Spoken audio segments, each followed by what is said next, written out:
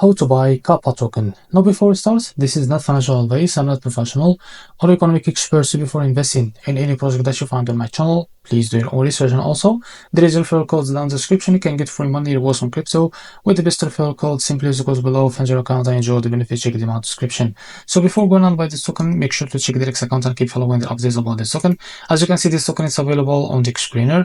Now, to be able to buy this token, copy the token address from here. As you can see, this token address is under this online network. Open your wallet. For that, I will use the WEEX wallet. Click on wallet.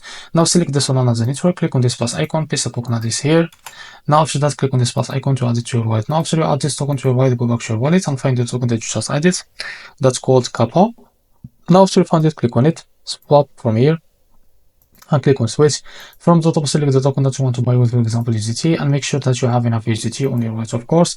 So after that, type how much you want to buy, and in a while you will be able to see how much you receive. So this is how much you receive of that token. It will be up here. So this is it. Now after that, click on swap, and you will be able to buy this token on your wallet. So this is how to buy Kappa token. If you found this very helpful, please like and subscribe. See you in the next video.